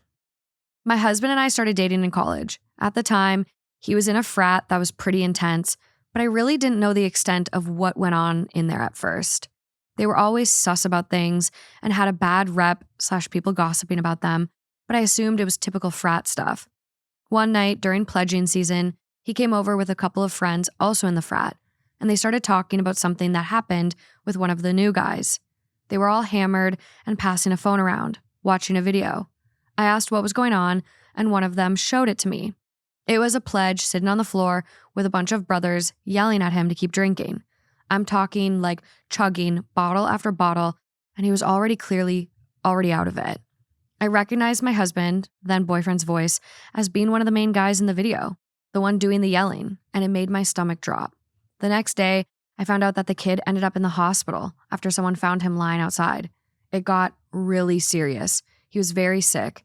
I remember sitting in my dorm, feeling sick thinking about it. A few days later, someone in the group chat sent the video again, and they were trying to do damage control. I don't even remember why I saved it, but I did. I stared at it for a while, and I went back and forth on what to do. I ended up anonymously sending it to the school's public safety email and also to the kids' parents on Facebook Messenger after some research. I made a fake account, and I didn't associate it with my name anywhere. I remember shaking the whole time, and for good reason, because everything blew up after that. The school started an investigation, the video got around, became a big scandal, and a bunch of guys got in trouble. My husband got expelled, and the frat shut down. He was devastated and furious. Nothing came of it legally. The kid didn't want to press charges / wouldn't talk, and no one else's face was shown, so I guess there wasn't enough proof. To this day, my husband is still bitter and talks about how someone snitched and ruined his life. He always says that if he ever found out who leaked the video, he would destroy them. He thinks it was one of the pledges standing up for their friend and has never suspected me. And yes, we actually stayed together after all of that, which probably sounds crazy. I don't know if it was my guilty conscience or what made me stay with him. But he comes from a rich family, so at least financially, his life really didn't fall apart in the way it could have. His parents set him up with different opportunities from their connections over the years. Still, he was never able to graduate college or get the kind of job that he had hoped for. The whole thing followed him around for a long time. We're married with kids now, and it's been years, but every once in a while, the topic comes up again. Usually when we hear about a hazing story in the news, he'll go on a tangent about how someone betrayed him and how much he hates the person. I just sit there quietly. But being a mom myself now, my mind thinks about the kid on the floor, barely conscious, with everyone laughing and keeping on forcing beers on him. If I hadn't sent the video, nothing probably would have happened. I stand by it, and if I could go back, I would do it again. And I know one thing for sure, our sons will never be allowed to join a frat. I'm so glad she sent the video to public safety and to that kid's parents. But I do fear that there's also something deeply wrong with her as well, because you married this person after you know that he's capable of that. And I wonder if there's some sort of dynamic where she likes that she has control, like a or secret. like, yeah, oh, I have this secret where I ruined your life and I'm always going to have that over you. But also like, fuck this guy. Like hazing is horrible. I'd like to say that it's better now than it has been, but I don't think that's the case. I think it's always been bad. And anyone who has that deep inside of them, that darkness that can be brought out to do that to another kid, it's just like so upsetting. Yeah. And you're bordering on like genuinely like a true crime kind of like there's behavior. Been so many cases where kids have died. There was even in California, I believe it was California, there were two girls in a sorority that were, I want to say, handcuffed to each other and then walked out into the sea and then they drowned. Because what do you think happens when you tie two people together and put them in the ocean? They die. No, this is horrific. And it's all in the name of sisterhood or brotherhood, whatever. No. They wouldn't do this to you. No. I was in a sorority. We did not. I did not have any hazing. There was no hazing in my sorority. No, same. There were a lot of we were in the same one, weren't we? Kappa? Nope. I was Alpha Phi. Oh my gosh. Yeah, the little bears. Little bears. Yeah, there were really strict rules at my school about hazing and kids still got around it, figured out ways to do it to each other. But one fraternity even got kicked off of campus when I was at school for some really bad stuff that went down. It's insane. Yeah, your friends will not torture you and put you through stuff like this. Like it's insane. But yeah, I'm like, she's definitely like, there's some cognitive disconnect here to be like, I'm so happy I sent the video because he's such a horrible person. But also I'm going to marry you and have children with you. And I'm always going to know that I'm the one that sent the video. And again, I'm very glad she did that. Yeah, I think everyone involved should have gotten in trouble. I'm sad that the kid didn't press charges, but ultimately that was up to him. Totally get that. But interesting that you married him. What is and that? now you have children. Why? Like, how are you that disconnected? I know I'm just thinking that there's something going on there. I don't know about that because I don't know. Now I'm worried for your children. Literally, same. And the top comment is very curious as well. The top comment, 750 upvotes. I want to know the story of why/how you married him after knowing this. Okay, I'm glad I'm not the only one thinking that. Someone goes, he's rich and she's a gold digger.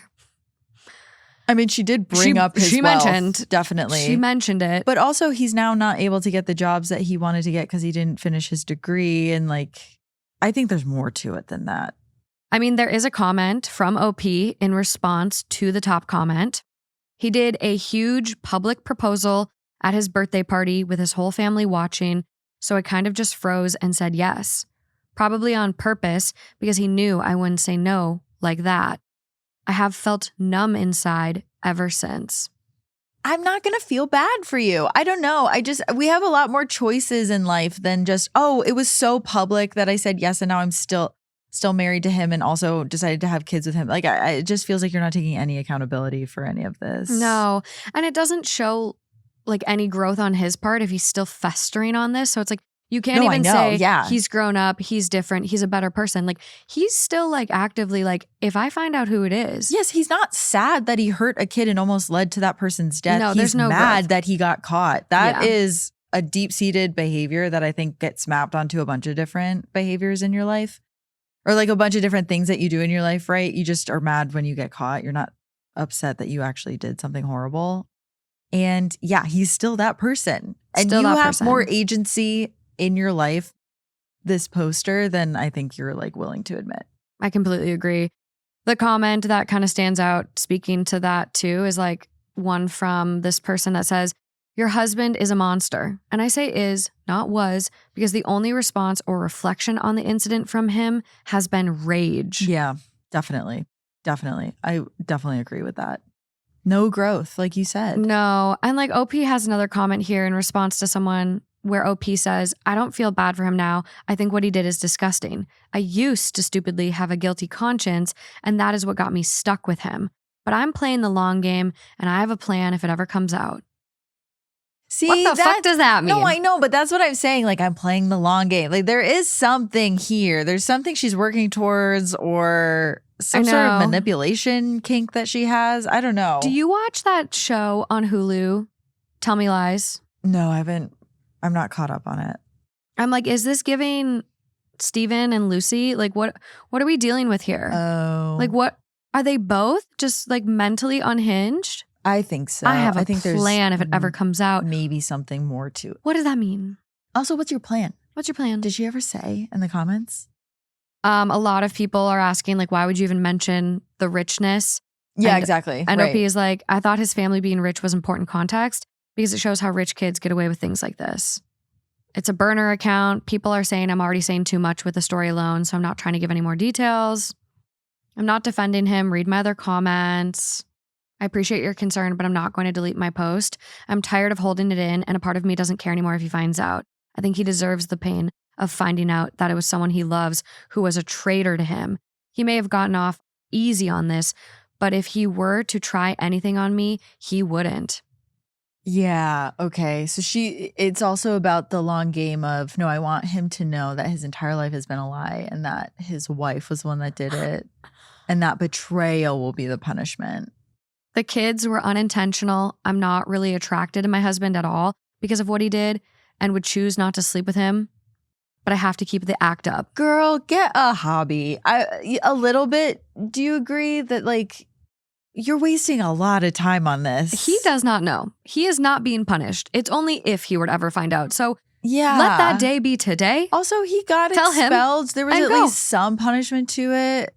Like, it's not up to you to be the judge, jury, and executioner on this one. Yes. Yeah. Get out of there. Yeah, just leave and go live your life. You know? What the fuck? This is really unhinged. I didn't get into the comments when I read think this. that this was going to go exactly where it went. It went there. Wow. It went there. I'm playing the long game. Oh my goodness. Just get divorced. Yeah. Get that alimony. Just get out of there. Get out of there. Wow. Wow is right. I wonder if she is going to update this ever if she goes through with her entire plan. I hope so. I'm going to start following the account. We'll see. Yeah, get those updates. We'll see. I did message a couple of the people today asking for updates. So I sat over here. I'm like, please let me know how that went. Do people ever respond to you with the updates that way? Yeah. Very interesting. I saw your one about the cheese. The cheese. I know, how disappointing. Incinerated. Really sad. But what did they say? It was like an act of vengeance? An act of someone sabotage or something. them by burning all the cheese. I'm like, what do you mean? What's going on there? The Department of Health sabotaged you? Yeah, with your like illegal cheese operation. I know, and I really wanted that cheese. Can anyone in Canada send me cheese? I had some comments that people were like, I live near the Oxford County Cheese Trail. No way. Send me cheese. Someone said, I live in cheese capital in Wisconsin. Send me cheese. That might be easier. I do wonder if there's going to be issues sending cheese cross borders. Yeah. I know you can't send fruit. I got stopped by one of the dogs in the airport once. Really? They sniffed me out. And what'd you have on you? I had a sandwich from Joe and the Juice that had a tomato in it. And you cannot bring fruit into the country. So that beagle sniffed out that tomato. You can't even bring a slice of tomato on a sandwich you bought in the airport? You cannot. No. I did not know that. And then they said, do you have any other items in your bag? And I said, no. And then they put my stuff through this crazy x-ray machine, different x-ray than normal TSA. It was nuts. Yeah. And they found a banana. And then I got in even more trouble. Oh my gosh. I forgot. My mother-in-law just came and visited and she said they didn't even ask her to, you can bring liquids on planes again? Like everyone was bringing their water bottles and she dumped hers out and they're like, oh, you don't have to do that anymore. That seems crazy. Which, yeah, I didn't realize. It's either a new rule that just got in place or I don't know. Huh. Yeah, interesting. Suspicious. So interesting you couldn't even bring a tomato, and now they're bringing full water bottles. A tomato. Unfair. Apparently bugs can harbor in them and then hatch.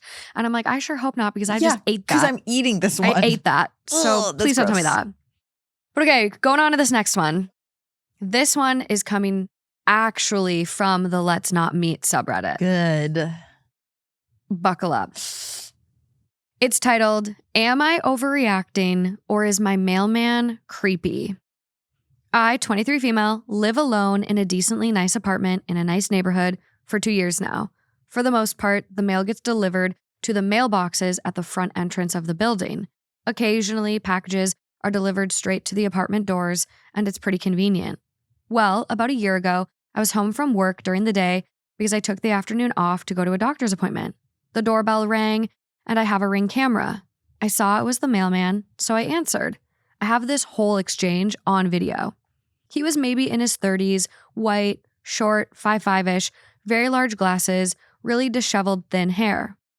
I opened the door, smiled, and said, "Thanks so much," and went to take the package.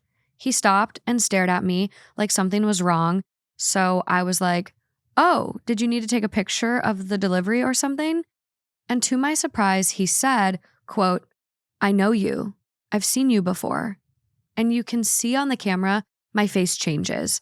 My body demeanor gets uncomfortable, and I kind of move behind the door. I said, quote, "I'm sorry, I don't think we've met." I went to shut the door, but he raises his voice and takes a step forward and said, quote, "I've seen your name on your mail. I found you on Instagram." You're not allowed to do that, but continue. My face went white and I froze. I said, "Me?" I was kind of like a deer in headlights. He said, "Yeah, you are a person of interest on Instagram for me. Your account was private, but you're pretty." I said thanks and slammed the door, locking it quickly. I was happy to know I caught the whole thing on video. I showed it to my then boyfriend, who agreed it was weird. A few days later on Saturday, he's back at my door. He rang the bell about 10 times, waiting a few minutes, just staring. I answered him through the doorbell and I said, "Hi, you can just leave any mail, thanks." What he said next made me shake. He said, quote, "I actually don't have any mail for you today. I just wanted to say hi. Can I come in for a glass of water?" I decided to just not answer. To be honest, I didn't know what to say. But then, about 2 weeks go by. My then boyfriend stayed the night and I slept in. I left early for work. I get a call around 10:30 from my boyfriend saying I won't believe what just happened and to check the camera. I do. The mailman came. He rang the bell a few times and my boyfriend answered the door. The mailman took a step back and my boyfriend stood for a moment and they stared at each other. He realized the mailman didn't have anything in his hands. He said, "Can I help you?" And the mailman said, quote, "Where's the small girl who lives here?" I'm pretty petite, 5 feet, 100 pounds. My boyfriend was stunned and said, quote, "I live here too. From now on, leave our packages downstairs," and slammed the door. I was really happy he said that because truthfully, he didn't live there with me full time, maybe 2 nights a week. It seemed to work. I didn't see the mailman again at all, actually. But then my boyfriend and I broke up a few months ago. I completely forgot about the mailman until today. I was entering my building when he was exiting at the same time. He stared at me and I went to walk by. He turned to walk after me and said, quote, "Hey, I haven't seen that guy in a while who used to live with you. Did he move out?" I panicked and walked faster, grabbing my keys, but I lied and I said, "Oh, he's around." And as I entered, I quickly said, "Hey, honey, I'm home." And I slammed my door fast. I don't know why I lied, but something told me to make it clear that I wasn't alone. Am I being dramatic or mean, or is he creepy? He's creepy. You're not being dramatic. Oh, That is so creepy. And unfortunately, he does know where you live. That's the worst. that's the worst part. That was the literally my worst thought. part, that he came to your house and to come afterwards too and be like, oh, I actually don't have mail for you. I just wanted to show up at your place and see if you were around. Can I come in? inside? Can I come in for a glass of water? For a glass of water? Help. I need water. So thirsty. No. Ooh, no. That's really scary. No. I mean, I guess you can report that person. You should. Like, I would hope that they would take him off of your route so he's not like, it's already too far past because he does know where you live. So even if he's like taken off your route, right, he can just still come to your house or your apartment. But like, I would hope that they'd be able to take him off that route. Yeah, they absolutely should. And then like if he did come back, then you have this like, oh no, he's stalking me, and you can get a restraining order or protective order or whatever it is. I would hope. Because then it's like there's no plausible reason for him to be there. No, I know. Like, there's no reason. He's not the mailman anymore. I know. Oh, I used to get so scared in college, right? Like there were so many people that would like knock door to door and sell like baseball tickets or whatever. Ooh, like, okay. Which always freaked me out. And I lived in a house once and I remember this guy, literally came to the door and was selling baseball tickets. And I was the only one home, and I don't know why I answered the front door. He looked like he was kind of my age. And it wasn't that creepy, but I remember I like closed the door. I was like, no, thanks, I'm not interested, left. And then like 20 seconds later, he knocks at the door again. He's like, well, actually, I just thought you were really pretty. Like, can I have your number? I'm like, this is not what this is. Like, I know. This interaction is done. And like, you have to go. You are also on the clock. This is totally unprofessional. It's just kind of weird. And I was like, and you know where I live, and you know that you probably assume that I live here alone, or you don't know that I have roommates. And this is just now getting really scary. I hate that. Yeah. Ugh. And it's so hard. Like I just think like as a woman, like I'm very on edge. I'm very like kind of hyper aware of my surroundings these days. Yeah. And even something that like I was at a gas station recently, and this person just like kept coming around my car and looking at my car and asking me how I liked my car. And I'm just like, yeah, I don't want this. And I'm like, I'm feeling uncomfortable. I'm like, ugh. What do they say? Like, be rude. Yeah. There's like, stay weird. The crime junkie motto. Yeah. Be rude. Stay alive. Something like that. But it kind of is like, yeah, you almost don't want to come off as too docile in those moments, because I worry that they're now sizing you up and being like, oh, she doesn't fight back. Or like, interesting. I'm walking around your car to put an air tag in it. Oh my gosh. Like that too. The air tag of it all these days. And like, there's so many people on Reddit finding trackers on their cars. Does your phone, because my phone will let me know if there's AirPods near you or me. Following with you. Yeah. Is it the same with trackers now too? Okay. It pops up pretty quickly with the air tags. Great. I'm not sure about other ones like Tile or other tracking things. Oh, because that's so scary. The fact that you could just like pop it under someone's car. And he was like walking around it, like going, looking at the rims. And I'm like, at your car? Where was this? Literally a gas station in Burbank.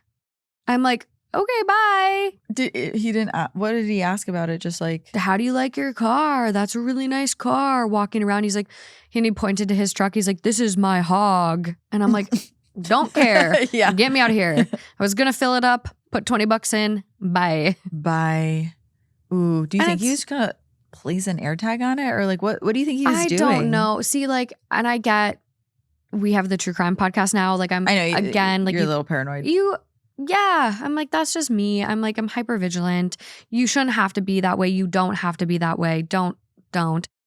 In his head, he could have been just being nice, trying to strike up a conversation with a stranger at a gas station. Or maybe wanted to buy your car or something. I don't know. Who knows? But I'm alone. I'm like not feeling the vibe.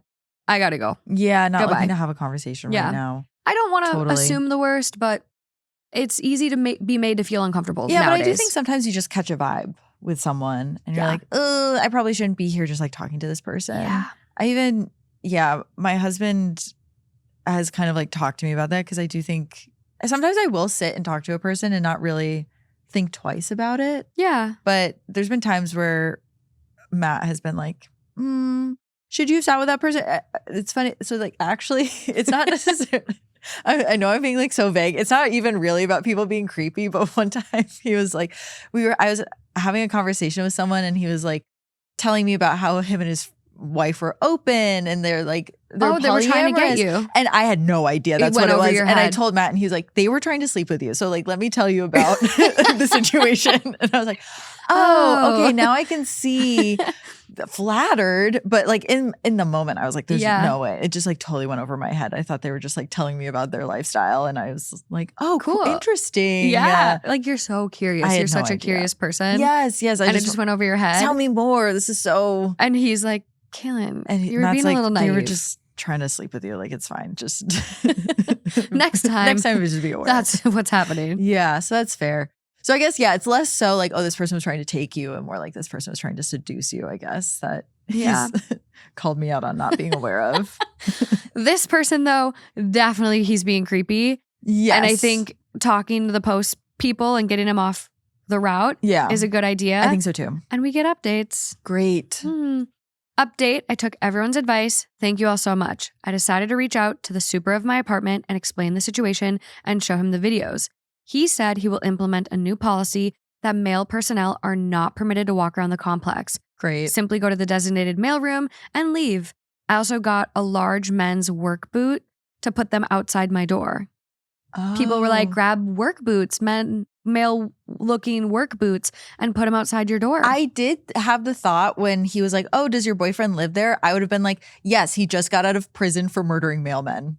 And he's back home and he lives with me now. Really just talking but up. I do like the idea of having like the work boots or just something, unfortunately, because, okay, so there was that case just around here of the apartment complex where a person had wandered in and they were specifically looking at doors that looked like women lived there. They were looking at the doors with the flowers and the wreaths. That were nicely curated and clean looking mats. Yeah, so unfortunately, as a woman, it maybe does behoove you to dirty it up a little bit outside, make it look like a real grab some work lives boots, there. From Goodwill or a thrift store. It's so sad that you have to do that. Walk through a puddle, pop them outside. Just make it really dirty outside.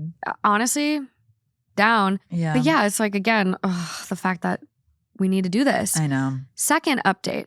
Wow, I wasn't expecting so many people to care about my story. Thank you, everyone. I took the advice and everyone telling me this isn't acceptable, and I decided to call the postmaster. I sent them the video recordings I had, and they assured me they will be looking into the matter as well as assigning a new mailman to my route. I also made sure to go down to my local police precinct and file an incident report, and they have the videos as well. Thank you, everyone. Also, I'm flattered so many people are concerned, and I'm getting a lot of requests to post the videos. Considering I'm in them and it shows my apartment and this is still ongoing, I prefer not to post them publicly. Fair. If anyone thinks they have experienced the same thing with him, please DM me and I'll send the videos privately, just not on a public forum. Which again, I don't know. People online I don't know. I wouldn't send anyone the videos. No, me neither. Or literally take a screen grab of him and send it to them if they think it's the same guy. Yeah, but you just don't want your apartment number, and you're already having issues with people coming to your apartment. No. I totally get that. Isn't that crazy though? Yeah. You're so on it today. The postmaster man, you knew all this. Change the route. I know. Yeah. See if he'll, I guess just, call the manager, if you will. Just try to talk to someone who can help you sort this out. And usually it's like their supervisor, whoever's in charge there. Mm-hmm. But I'm glad she did that. Of course, I would also be nervous about making this person mad. But I think that's just like our instinct sometimes as women, like, don't make the person mad because that's going to make it worse. Like, let me just placate until it ends. Yeah, I mean, but that's not going to help you here. It's now being more talked about where everyone has heard fight or flight. That's like so common. Mm-hmm. But there's also fawn, which is kind of that placate someone, and freeze. Yeah. And so there's so many different reactions that you can have in these situations. No one is more right or wrong than the other. Yeah. It's scary. Your body, I mean, it takes over. I feel like fawn and freeze are the only feelings I've ever had in those situations. I've never been in a high stress situation where my instinct was to fight someone or to turn around and run away. I feel like I always just am like frozen in place, or I'll try to make the situation better so no one's upset. And then that usually gets me into trouble. Mm-hmm. Yeah. Yeah. There's only one time where I turned around to try to instantly swing at the person. Oh, really? Yeah. I was like walking down the street and someone, I was wearing a romper and they reached up the romper and grabbed my ass. No. And I immediately just turned around. Good for you. But they were a lot quicker and we were already up the street and I'm like, so sorry. Motherfucking bitch. Yeah. It's just crazy. I'm so sorry. But it's like, that's how it can just I'm like, ugh, this is fucking nuts. I know. But that, yeah. It Also, why I'm happens also so so fast. probably paranoid these days. Yeah, that's true. That's true. But Yeah. okay, I've got one last one for us. Okay, excellent. It is a ghost scary story that's real. Thank goodness. So if you don't like the ghosts and you don't want to be scared, or if you're listening late at night, goodbye. We shall end here. Good night. It's been so great to have you. But I think you're going to be into the little spooky I got. I'm excited. So this is coming from r/ghosts. And it's 5 months old. It's titled, "What is that one story that not only made you believe in the paranormal, but also sends chills down your spine to this day?" And I'm not talking about, I heard something move in the kitchen. I mean something so disturbing. Love it already. And I will say, like, every single comment on this post, like, is so believable and, like, not like disturbing. I'm not going to go there. So, like, don't shut us down now if you did give it a chance, because it's so good. Yeah. But I want to post the link because there's other comments on there from people that I want you guys to read. And maybe I'll post them on Instagram, but I'm only reading the one. So this is a personal experience. I had a friend when I was little, probably age 7 to 10, given how well I remember her. She was older than I was, with long brown hair. She always wore the same thing, black jeans and a red polo shirt. She would just show up and play with me, usually Barbies. We would play together for hours, and then she would tell me she had to go, and she would leave. One night when I was 10, I woke up and one of my Barbie dolls was standing on my dresser, and her little purple plastic brush was going up and down through her hair. I couldn't see anyone holding it, but I somehow knew it was my friend. I sat up in bed and I sternly told her that I didn't like what she was doing and that she was scaring me. The brush stopped. The Barbie laid down and all was quiet. I laid back down and I went to sleep. I never saw my friend again. I spoke to my parents about it a few years later, and while my mom was incredulous, my father confirmed that he had seen her too. But they both told me, without question, that she was not a real person. Fast forward approximately 10 years, and I am moving out of my childhood home. I'd already been gone for a couple of years, but I hadn't actually moved my things out. The day after I had mostly cleaned out my room, my dad called me and said, quote, "I have kind of a weird request for you. Could you come by and tell your friend that you're all right? I was taking a shower and I saw her walk through the bathroom, and then your bedroom door opened. I called out to her, but I don't think she listens to me." End quote. So I did. I went home and I went to my old bedroom and I could smell her. My room smelled like incense, despite none having ever been lit in there. I sat down in the middle of the room and just talked for a while. I told her I wasn't sure if she could hear me, that everything was okay, and that I had moved into a nice apartment near my new job. I told her about my new job. I told her about how old I was, just in case she never knew. I thanked her for being my friend, and I told her I was sorry about how our friendship ended, that I never forgot her, and I found some comfort knowing that she was still there. I told her that my parents were moving soon, so I probably wouldn't be back to this house ever. I told her I didn't want her to be lonely, that I hoped if she wants to move on, she can now. Then I stood up, turned off my light, said goodbye, and shut the door. I headed down the hall to tell my dad the deed was done, when all of a sudden my bedroom door clicked back open and I heard a very clear, "See ya." I turned around to look, decided to leave the door open, and I waved. I'm 36 now, and I had my daughter last year. One night, early in the newborn trenches, I was operating on almost no sleep and just rocking the baby quietly in the dark when I got the urge to talk to her. I introduced my baby out loud, and I talked about my birth experience. I told her how old I was now and how I was told I couldn't have children, but here we are. And I heard her laugh, sigh, and whisper, like she was trying not to wake the baby, "Beautiful." I haven't spoken to her since, but I still think about her. Why am I crying over a ghost, you guys? Here's the thing is I read that sub all the time. So I had read that story. Oh my God. But there's something about being just, I don't know, reading it again. Did you read the top comment on it about the meow puzzle? No. Okay, I don't want to read it because I don't want it to like mess you up having a new baby. It's like about the loss of a young child. Oh no. And so I was like, I'm not doing that to you today. I don't know if I can do that right now. I'm like, no. But the top comment on it is like so good. So I'll like read it for a social post and you can go listen to it on Instagram. But it's just so insane that like this is almost like her guardian angel. Yeah. Yeah. I mean, I've talked about it on Heart Starts Pounding, but I have a lot of nurses that listen to the show. Yeah. People who work at hospitals just have the most amazing ghost stories. They all, I feel like, have seen paranormal things.